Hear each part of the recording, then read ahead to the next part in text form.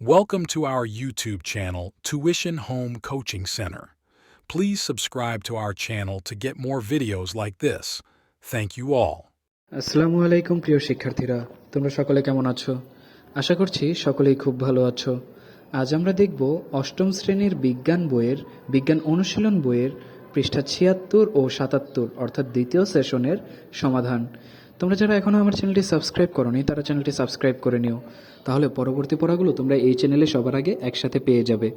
আর পূর্ববর্তী পৃষ্ঠাগুলোর সমাধান প্রয়োজন হলে চ্যানেলের প্লেলিস্টে সে পড়াগুলো দেয়া আছে, সেখান থেকে তোমরা সেই পড়াগুলো দেখে নিতে পারো। তাহলে চলো শুরু করা যাক আমাদের আজকের পড়া। আমাদের আজকের পড়ার শুরুতেই রয়েছে দেখো দ্বিতীয় সেশন। গত সেশনের সিদ্ধান্ত অনুযায়ী সব দল তাদের নির্ধারিত উপকরণগুলো নিয়ে এসেছে। এবার তাহলে শিক্ষকের পরামর্শ অনুযায়ী সেগুলো কার্টন বা বক্সে গুছিয়ে রাখো। স্কুলে তোমাদের অবর্তমানে এই ছোট গবেষণাগার ঠিকভাবে দেখে রাখার দায়িত্ব তোমাদের শিক্ষক নিতে পারেন। তোমরা চাইলেই দৈনন্দিন ব্যবহার্য জিনিসপত্র ব্যবহার করে বিভিন্ন ধরনের রাসায়নিক বিক্রিয়া পর্যবেক্ষণ করতে পারো। চলো তাহলে এমন কয়েকটা পরীক্ষণ করে দেখা যাক। বাড়ি থেকে আনা জিনিসগুলো প্রথমে কার্টুনের বিভিন্ন তাকে সাজিয়ে রাখো। একটি গ্লাসের বা পানির বোতলের অর্ধেক পানি দিয়ে পূর্ণ করে তাতে চা চামচের অর্ধেক পরিমাণ গুঁড়া হলুদ নিয়ে ভালো করে নাড়াও। দেখবে পানির রং হলুদ হয়ে গেছে। এবার এই দ্রবণে সামান্য চুন গলিয়ে তা ভালো করে নাড়ো। দেখো তো কী হয়, হলুদ রঙটা পাল্টে লাল রং হয়ে গেল, তাই না? খুব অবাক হচ্ছ। কোনোভাবে কি আবার হলুদ রং ফেরত আনা যাবে বলে মনে হয়? চলো চেষ্টা করে দেখা যাক। ওই দ্রবণে এবার একটি লেবু কেটে চিপে ফোটায় ফোটায় রস যোগ করো। দেখো তো ধীরে ধীরে হলুদ রং ফিরে আসছে কি? হ্যাঁ, আবার দ্রবণের রং হলুদ হয়ে গেছে। এরকম আরও পরিবর্তন আমরা হরহামেশাই দেখি। যেমন লেবু চা বানানোর জন্য যখন চায়ের লিকারে লেবুর রস যোগ করা হয় তখন চায়ের রং কিভাবে পাল্টে যায় খেয়াল করেছ?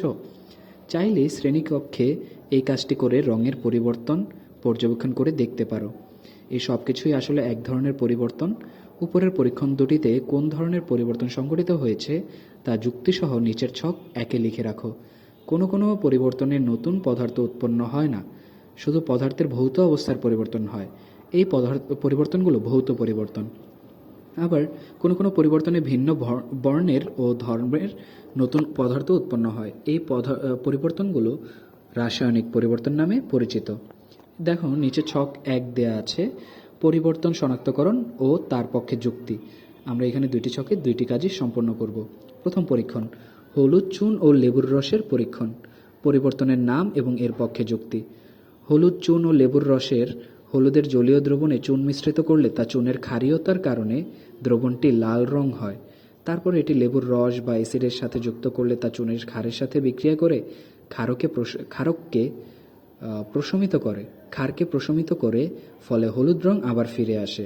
এটি একটি রাসায়নিক পরিবর্তন। এরপর পরবর্তী পরীক্ষণ, লেবুর রস যোগ করায় চায়ের লিকারের রঙের পরীক্ষণ। পরিবর্তনের নাম ও এর পক্ষে যুক্তি। লেবুর রস যোগ করায় চায়ের লিকার একটি ক্ষারীয় দ্রবণ হয়ে যায়।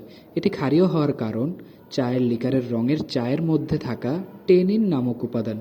লেবুর রস বা অ্যাসিড চায়ের সাথে বিক্রিয়া করে ফলে চায়ের রং হলুদ বা কমলা হয়ে যায়।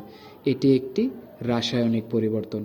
তাহলে শিক্ষার্থীরা, আমরা দেখে নিলাম তোমাদের বিজ্ঞান বইয়ের পৃষ্ঠা ৭৬ ও ৭৭ এর সমাধান। পরবর্তী সেশন অর্থাৎ পরবর্তী পৃষ্ঠাগুলোর সমাধান পেতে চ্যানেলটি সাবস্ক্রাইব করে আমাদের সাথেই থাকো। পরবর্তী পড়াগুলো তোমাদের জন্য খুব শীঘ্রই এই চ্যানেলে আপলোড করে দেওয়া হবে। ধন্যবাদ সকলকে সাথে থাকার জন্য।